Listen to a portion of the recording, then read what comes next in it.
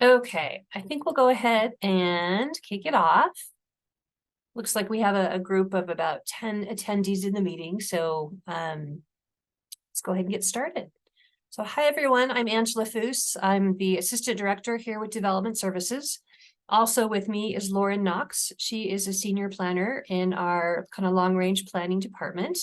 And we have been working on the zoning code cleanup here for about a year now. So we're very excited to be moving this forward. I'm going to do a shared screen with the group. There we go. Okay, so what we'll do from a high level perspective, we have quite a few changes to the zoning code. There's over 400 things that we've updated. We wanted to let the group know that these meetings are intended to be just really broad meetings. We're not going page by page and going into the details. We're giving a very high level. But if there's anything that we've missed, at the end, we'll have questions, or if you want a separate meeting to go over any specific topics, we're more than happy to set those meetings up as well. Okay, so again, high level, if we can just save our questions to the end, we'll allow you to use the little virtual hand wave, and then we'll be able to address anything that we missed. So just big picture, let's take a step back. It was about two and a half years ago that the city of Reno adopted a new zoning code. And we'd gone through a pretty extensive process where we'd hired a consultant. We did about 2 years worth of research and review with the consultant, and then going out to the broader stakeholders and getting input on what needs to be in our zoning code, what's working and what's not. Some of the big things we changed, we took out a lot of, probably, I don't know, over 30 pages of content. And so we tried to really just reduce things that weren't really standards. It was just a lot of words and a lot of things like promote instead of shall. And so we tried to make it truly more of a zoning code. We also added a lot of images. So we have pictures that explain what we're trying to do. So we just tried to do a lot of cleanup. What we found, and we always knew this, is that anytime you adopt a new code, and it's, over 700 pages, anytime you adopt something new, you're going to have times where you're like, oh, we missed something, or we accidentally deleted that, or we inadvertently wrote a new standard that really conflicts with another standard. So we always knew we were going to have to go back and do some cleanup items. Here we are over 2 years later, and we have a list of over 400 things that we have found. When I say we, I mean staff, as the folks that use the zoning code. We've been keeping a list of things that we found that don't make sense or inconsistent or spelled wrong or just general typos. And then also from the community members when they've reached out and said, hey, what does this mean? I don't understand it. When our staff's like, I don't really know what that means either. Then we said, well, let's add that to the list of things that need to be cleaned up. So things that we would have said kind of administratively, if we have a hard time understanding it, then that's a problem. We need to fix that. And then finally, some of the other changes came out of this most recent legislative session. There were 2 big topics that came out that impact zoning. One of them is specific to electric fencing. We now have a new requirement that our zoning code needs to have standards to allow electric fencing. And then the other one is dealing with housing, and specifically affordable housing. So the legislature has put some requirements on local jurisdictions to show how we are addressing certain regulations related to affordable housing. Mostly, how can we expedite affordable housing either during entitlement review or building permit review? So we try to include those as part of this code cleanup. Now, there are a number of things that this code cleanup does not include. We just wanted to let you know we haven't forgot about them. These are either priorities that our city council has asked us to work on, or things that we knew when we wrote this new zoning code from 2.5 years ago, bigger topics that we said, let's wait and do those at a future time. We want to have more specific outreach process on those topics. So some of those specifically are related to signs. We are currently working with a consultant to put together a new sign ordinance. And so again, we'll go through a separate stakeholder outreach process for that specific topic. Another one is telecommunications, and that's really dealing with cell towers. There's a lot of regulations that are federal regulations on how we can or cannot regulate cell towers.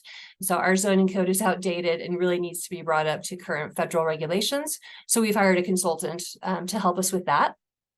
Council recently just initiated that we work on an accessory dwelling unit ordinance. We call them ADUs. And so we are just going to be kicking off that process here in the next month or two, and that will go through a much longer, larger stakeholder outreach process specific to where should we allow ADUs, how should we regulate them, and where should we restrict them. Another thing that our council wants us to work on is short-term rentals. That's things like VRBOs or Airbnbs. And so the city of Reno does not currently regulate short-term rentals.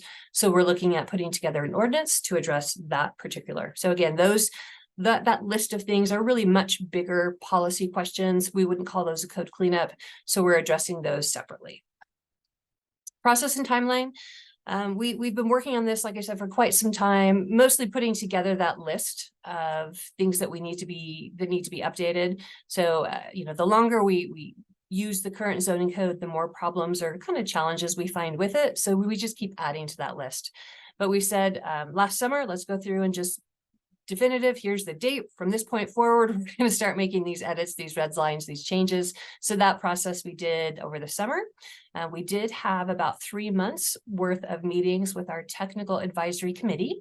And that was really comprised of people that use the zoning code, not on a random basis, but we called it like, if you open the Reno zoning code 5 times a week, you would probably be considered a technical expert.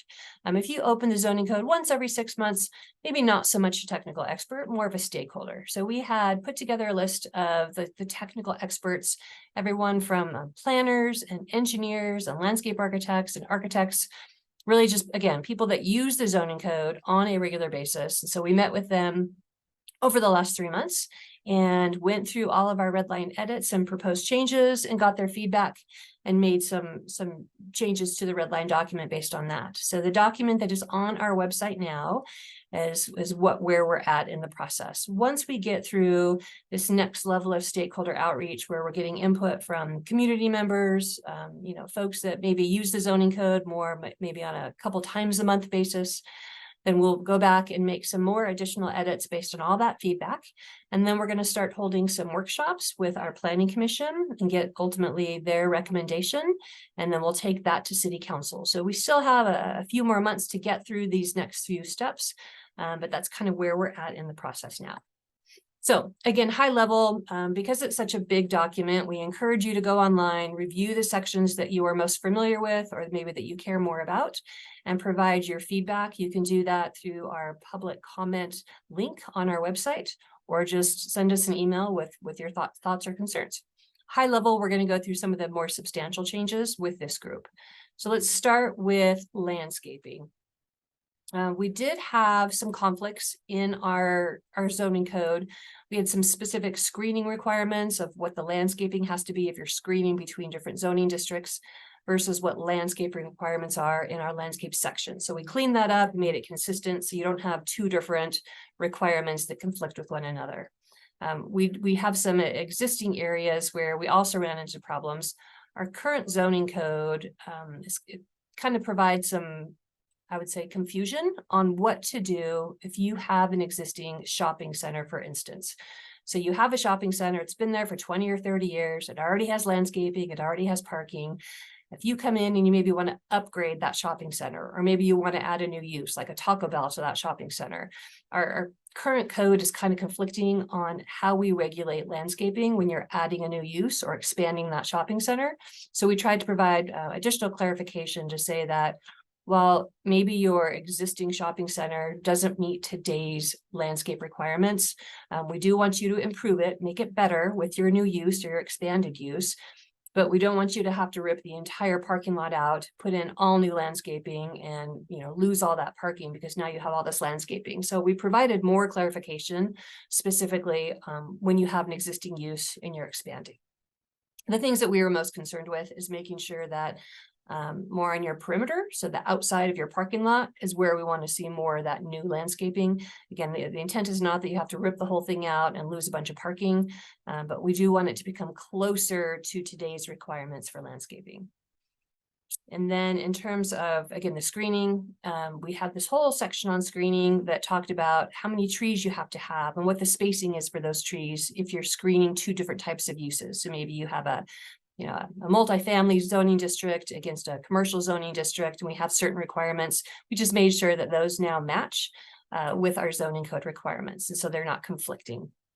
We do also have An allowance if you can't make it work. So let's say you have an existing infill site, and that's mostly where we see issues with landscaping, is you already have a pretty small site and you're trying to do some kind of infill project, and maybe you just can't meet the landscape code. We want to give you the option to come up with something maybe better than or equal to what's in our landscape code. So we came up with a separate process. You can go through that public hearing process through that major site plan review and have planning commission review and approve to make sure that what you're proposing with your landscaping, while it maybe doesn't meet code, it's still something that would be acceptable.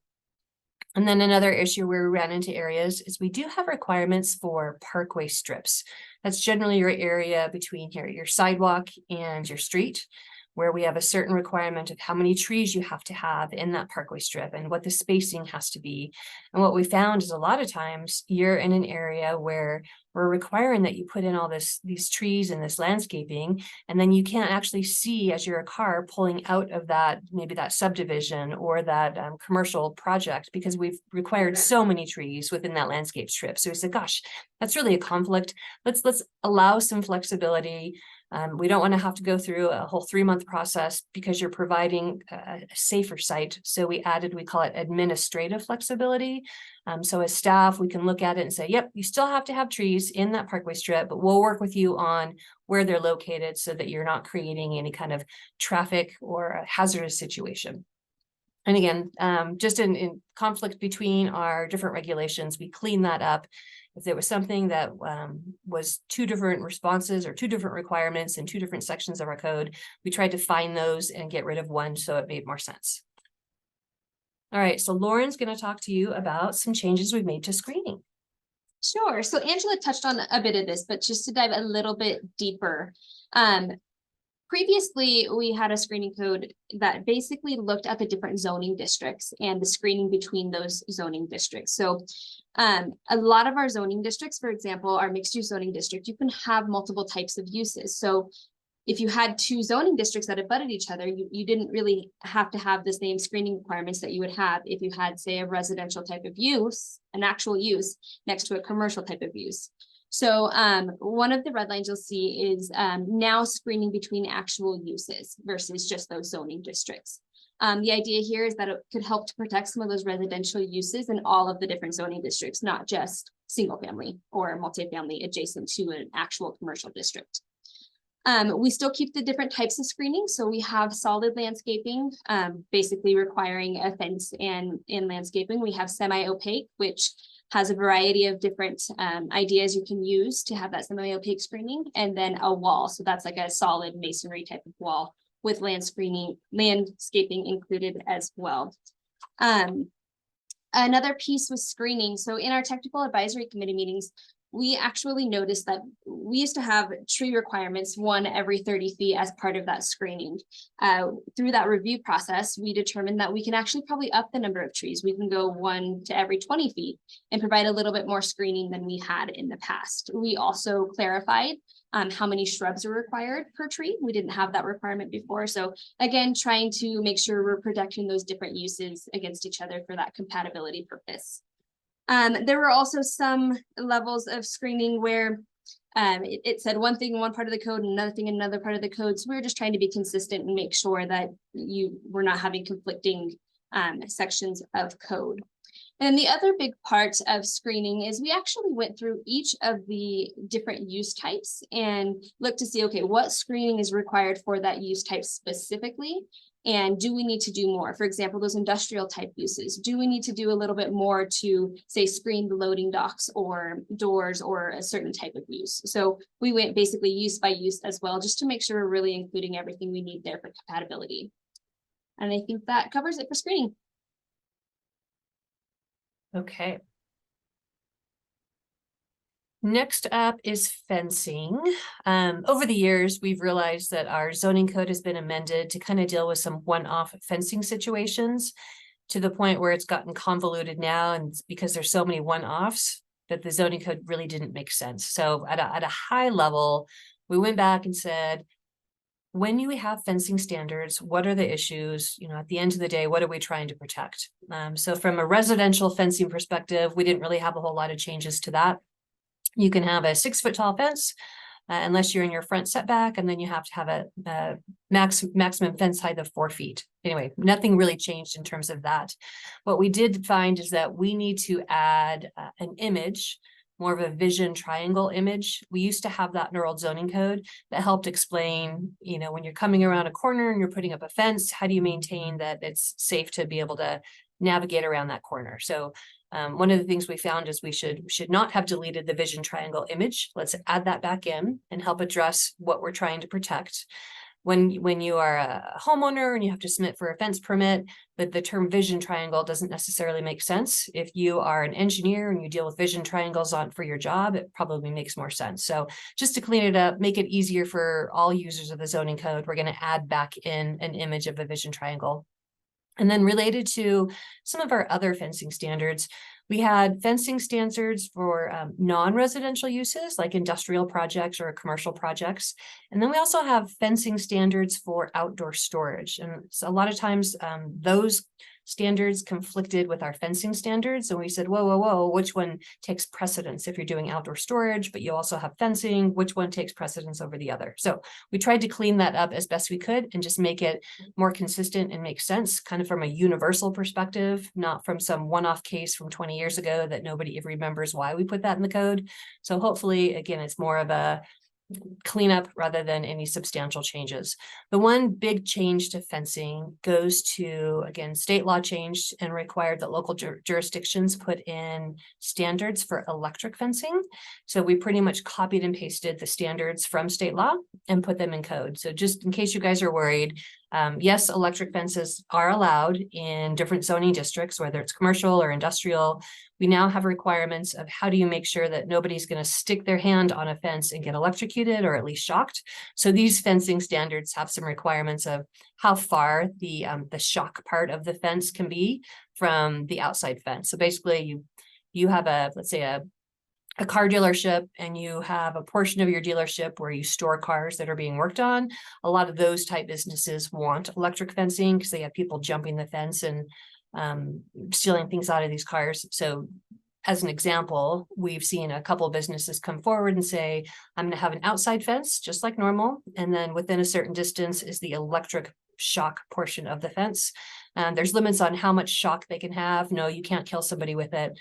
But it's high enough that it scares them and makes them not want to do it. And we also have some signage requirements. If they have those electric shock fencing fences, then they have to have signage to warn people ahead of time. So again, we pretty much just copied and pasted what state law is now requiring. So we didn't really come up with anything creative or new on our end. We just matched what state law told us to do. Parking. All right, we have an existing parking section and we didn't make a whole lot of substantial changes. We noticed there's a couple different uses that we allow as a use, but we don't have parking requirements. So that again was a cleanup. So we've added those. One of the challenges that we have with our zoning code is that it conflicts with the building code. So we have uniform building codes that are required, they're adopted, and they have parking requirements for handicap or ADA parking.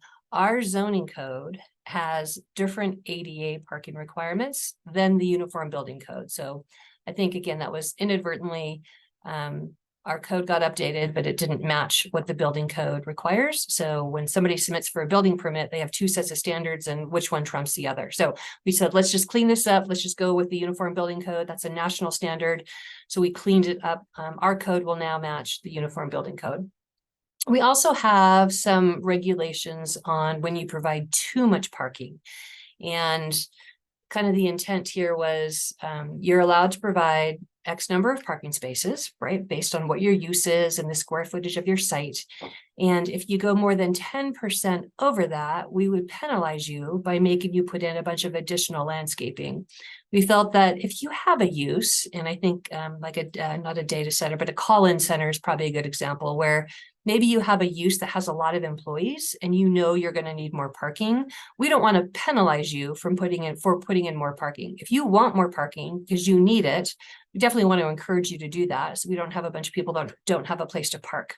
So you still have to put in landscaping based on the number of parking spaces. So it's not like we're reducing the number of trees you have to have. you still have to meet all those requirements, but we no longer penalize you for putting in additional parking from above and beyond what code requires. And then kind of inadvertently, our old code had some parking construction material requirements, meaning, you can't have a parking lot that just has gravel. You actually have to pave it or put in some kind of material so that if you have cars parked, you have oil and gas leaking into the ground. We don't want that. So we accidentally, I would say inadvertently, deleted the requirement for what that parking material has to be. And so we're adding that back in, pretty much just copying and pasted what was in our old code to put it back into this code. And then the next big one is drive-throughs. We have some minimum standards. When you have a drive-through, like a McDonald's or a Starbucks, you have to have space for so many cars to be able to wait in line, and we call it queuing. And what we have found is there's some big drive-through users, such as a Dutch Brothers or an In-N-Out Burger, where they definitely need more queuing. And it's, you drive by any Dutch Brothers or any In-N-Out Burger, and there's usually, 20 to 30 cars piled up waiting to get your order in or pick up your drive-through order. So we've added some language that administratively we have the ability to require a queuing study when we have drive-throughs. So we're not mandating or telling you have to do something different. We're saying some of these users, which we know are going to be big drive-through users, and they know who they are, there's no surprise. When you come in for your entitlement or your building permit, give us a queuing study to show how many parking or how many queuing spaces you would typically need. And so then we can say, okay, if you typically need 20, let's make sure you put in 20. And so we've accommodated for that. Again, not major changes in the parking section, but hopefully some big ones that will definitely help us to regulate them better. All right, Lauren, did you want to take lighting? Sure. So in terms of lighting, as you can see here, we clarified requirements for additions. So basically, we amended the requirements for when the exterior lighting article section of code needs to be followed. Previously, it was required for any proposed addition or renovation of more than 500 square feet. We amended this to be triggered when new exterior lighting is installed or modified. And another piece we amended is to describe what's permitted versus what's prohibited. So this section of code really started with all of the things that you can't do. It wasn't very consistent with the way the rest of the code is written. So we moved some things around to say, okay, here are the things that are permitted. If you're looking to see what you need to do for lighting, here's kind of where you start. We attempted to also make it a little bit more understandable. Lighting, though, I do want to point out, still required to be fully shielded, still at a specific height, and there are still spillover requirements. So we kept a lot of that intact. Another piece that was implemented was lighting fixtures within 100 feet of residential zone property or residential zone shall not exceed 18 feet in height. So again, trying to protect those residential properties was very important in what we were doing. In our current code, we actually also regulate lighting basically by 3 different types. We regulate kelvins, we regulate lumens, and we regulate foot candles. That's really not consistent with many other zoning codes or other jurisdictions. Generally, there's only 1 or 2 of those specific items that are reviewed. Another issue we had with reviewing all 3 of those items is we don't really have a way to actually enforce lumens. We don't have any sort of monitoring system that allows us to do that. So the red line version of the code includes kelvins still. That's that temperature of lighting, whether it's warm lighting or cool lighting. And then also the foot candles, specifically the foot candles spill over at property lines. That's all still intact there. And I think that basically covers kind of those big top points for lighting. Okay. And then another kind of higher level topic is sustainability. We are looking for things we can do from just a code cleanup, not a major overhaul, to provide for more sustainability requirements. The challenge we have with sustainability is everyone thinks EV parking and solar panels and a lot of these things that are pretty expensive and probably should be discussed more at a regional level if we're going to start requiring or mandating development to do these things, rather than just saying, City of Reno development, you shall do these things. So we tried not to look at, these super big expensive sustainability options, but things that we could do from a city perspective to help encourage development to be more sustainable, but not mandate things that are so extremely expensive that it's going to become such a cost burden that they're not going to want to develop in Reno. So a couple of things. We did look at our tree protection standards. We have requirements. If you have a tree within a front yard setback or trees within your parkway strip, we do require that you protect those and maintain those. You have to keep them irrigated. So we looked at those standards that we have today, and we tried to provide a little bit more, I would say, push.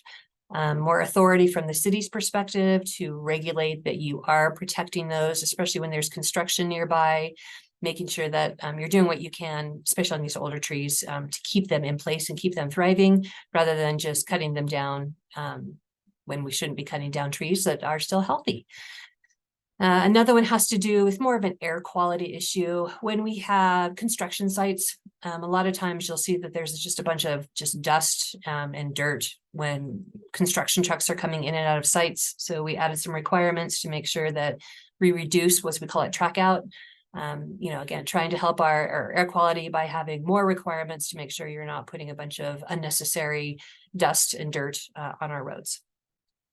And then tied to landscaping, on an accidental oops perspective, we have a couple different zoning districts that we do not require landscaping, and that was inadvertently left out. So we went back and we said, let's make sure that every single zoning district has a minimum landscape requirement. So we cleaned that up to make sure that when these big projects or even small projects are coming in these zoning districts where we don't specifically require landscaping, we definitely want to see landscaping. So we cleaned that up and made sure that happened.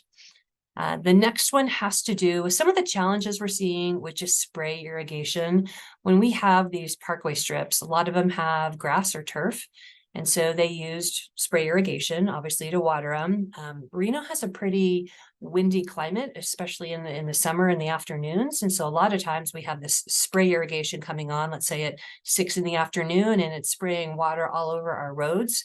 That really degrades the roads and is forcing us and some of these private roads as well to have to go back and maintain them sooner and make changes to them sooner than we otherwise would.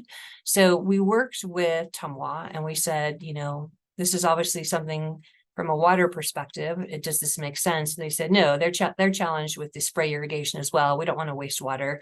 So we have a new requirement that we don't want any spray irrigation or turf within 18 inches, so 1.5 feet of a public right-of-way. Again, not a huge thing, but this is something we've been working on for a couple of years with Tumwa and District Health to make sure that we are conserving water to the best of our ability and doing less damage to our public roadways. And then finally, the last one is related to our screening standards. We did increase the number of trees that are required. Instead of having trees spaced every 30 feet, now it's closer to every 20 feet. So we're just adding more trees as a requirement for some of these screenings. So more trees tends to be a good thing. All right, historic preservation. We have a whole section of our zoning code related to historic preservation. And this is specific to projects that are currently on our City of Reno Historic Registry. There's not many, there's less than 20. I think, what is there, 16 homes maybe, or 16 buildings currently on our City of Reno Historic Preservation. So this whole section of code is just for those units in particular, those houses and buildings in particular.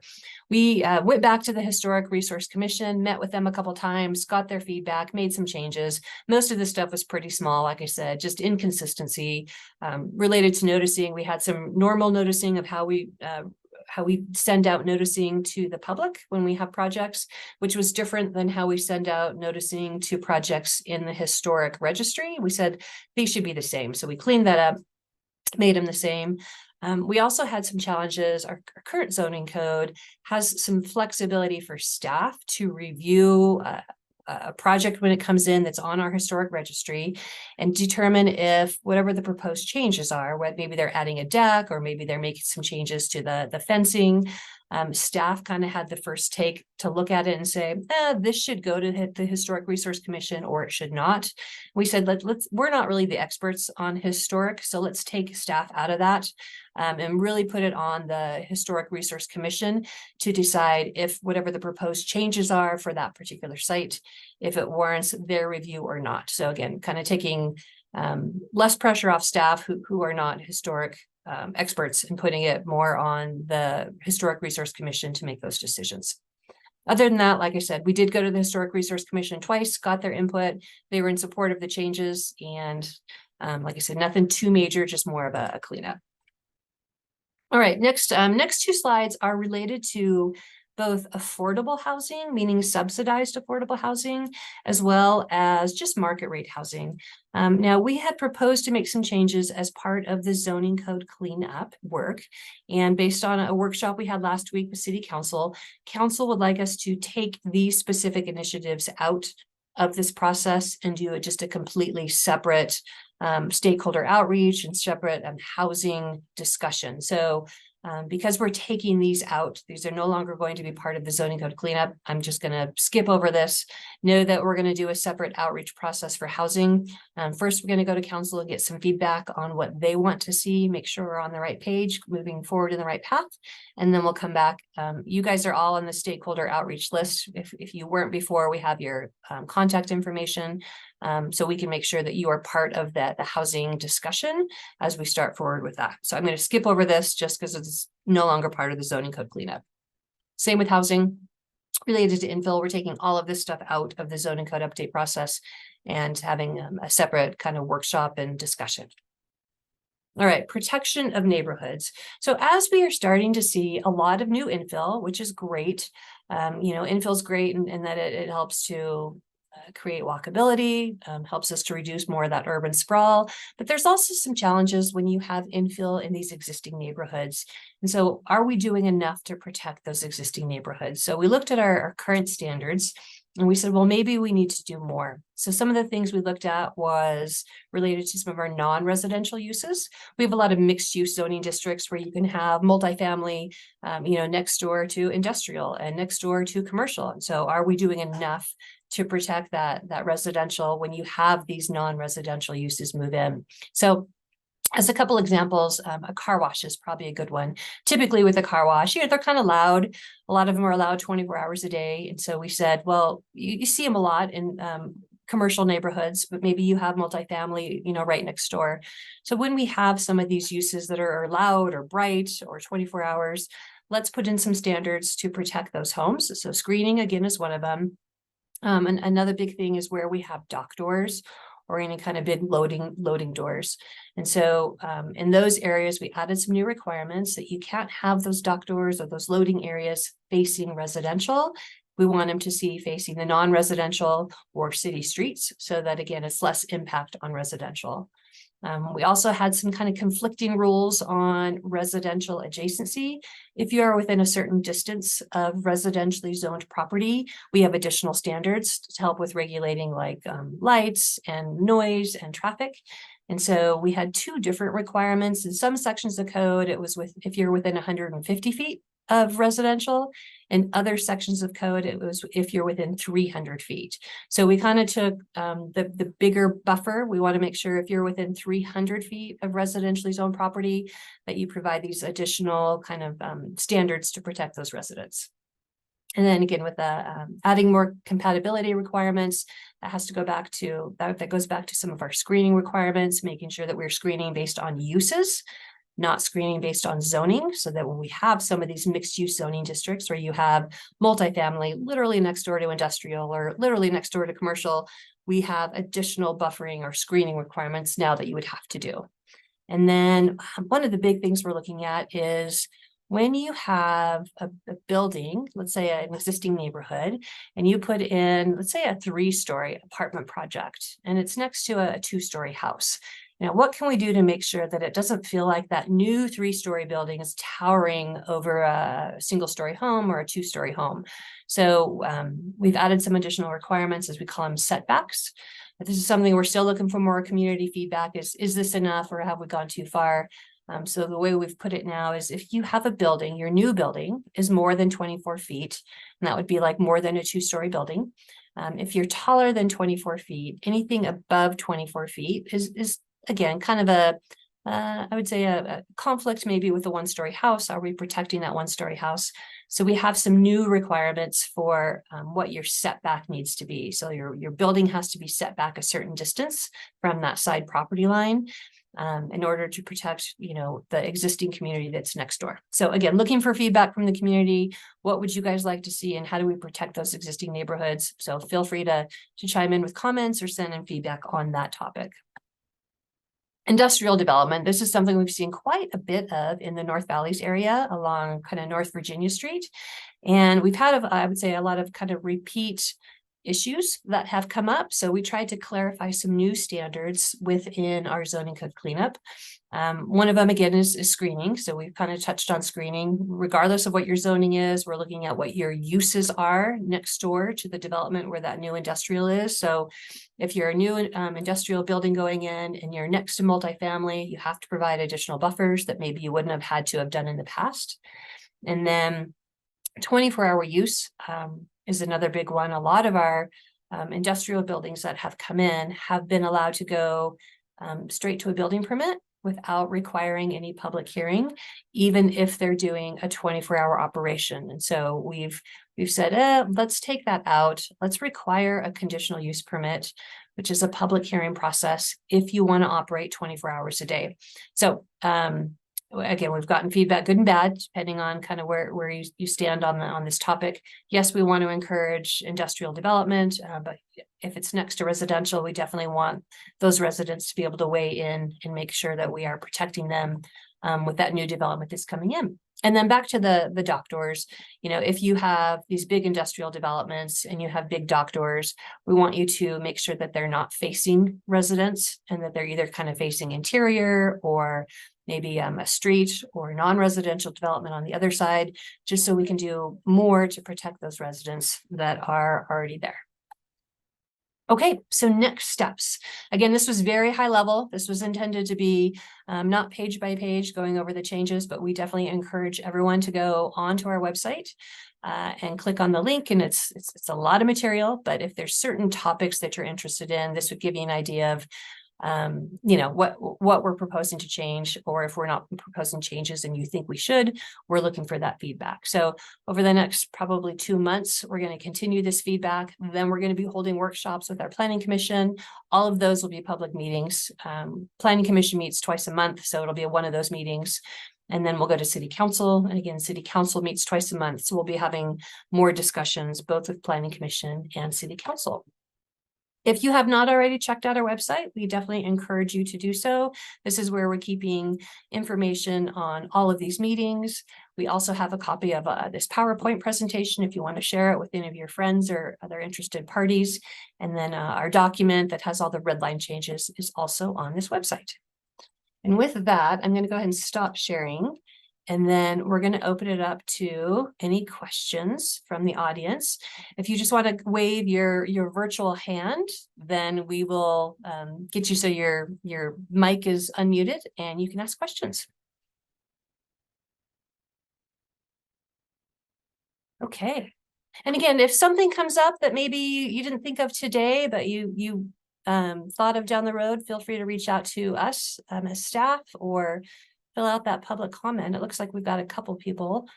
Do you want to move Art over first? Yep, let's go ahead and start with Art. You should be able to unmute now. Yeah, I did. Thank you. Thanks, you guys, for the presentation. I know how difficult it is when you adopt a new master plan and you have to go in and make sure that everything conforms with it. The reason I'm on this here again is I did I did fill out the form for comment, but I didn't find a way to attach a document that I'd prepared. Let me back up.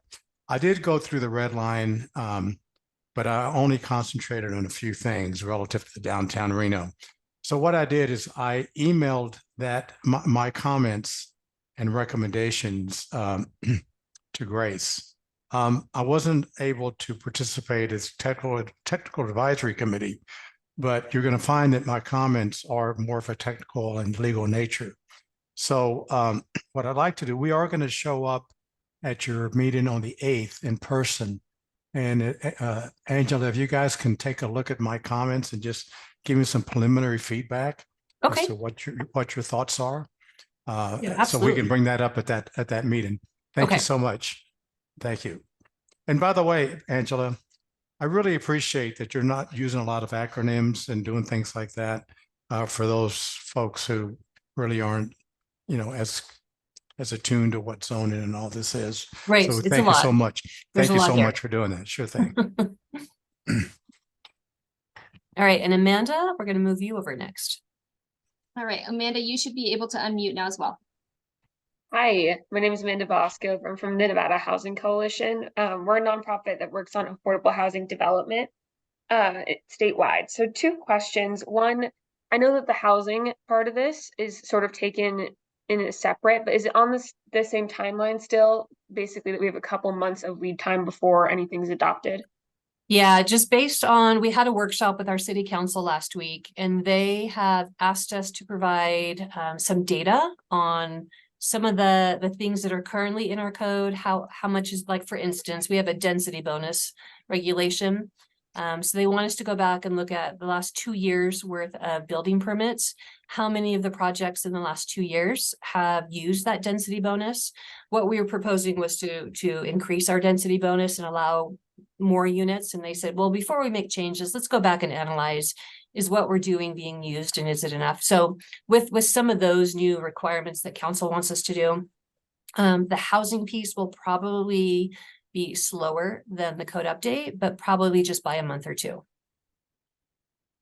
Got that. That makes Yeah. sense. So and next up, just so you know, we are shooting for probably mid-December to go back to city council. We're looking at building permits for, 2 years worth of data. So it's going to take us a while to pull up every building permit for multifamily and did they use the density bonus and what was the zoning and lots of research. So once we get that data, we'll go back to council and then get some further direction from them. But if you're not already on our stakeholder list, definitely shoot us an email with your email information and we will add you so you can stay involved in that process. Yes, thank you so much. Very much appreciate all the effort that's been put into this. What my last question is, you said that you consulted with some experts that sort of interact with the zoning code frequently, including like engineers and other folks.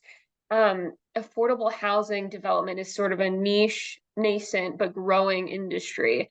I'm wondering if were any affordable or infill or the Reno Housing Authority, were any of them consulted yet, or maybe that's just not happened in the process yet? No, a fair question. So from just a zoning code technical perspective, it was specific to the folks that use the zoning code. So many of the affordable housing developers, I mean, they all hire architects, engineers, landscape architects. So the folks that they hire that review the zoning code, many of those were part of the technical advisory committee. But we have not done a separate outreach to the affordable housing developers themselves. I will say I reach out to them all the time and ask them questions. Even just last week, I reached out and said, hey, if we added a requirement for EV parking, how would that impact your guys's affordable housing projects? And 3 of them have responded to say, oh, that would have a huge impact if it's a requirement. We don't currently do it. Most of our tenants don't have hybrid cars or EV charging cars. So good feedback. But we will include all of them as part of the housing initiative discussion. Okay, awesome. Thank you so much for answering my questions. I appreciate it. Yep. Okay, anyone else? And again, if there's things that you think about or questions or just random kind of zoning questions, feel free to send either us an email or respond in that public comment link. And then we can hopefully follow up and make sure everyone's comments are addressed. Okay, and unless there's anything else, then we will give you back your 10 minutes of lunch. And then as we move this forward, we will keep you guys moving. We'll keep you in the loop. We'll send out again a kind of our mass emails. So you're aware of when future meetings for planning commission or city council are coming up in case there's things that you wanted to share at those public meetings. Okay, thanks everyone. Thanks, everyone.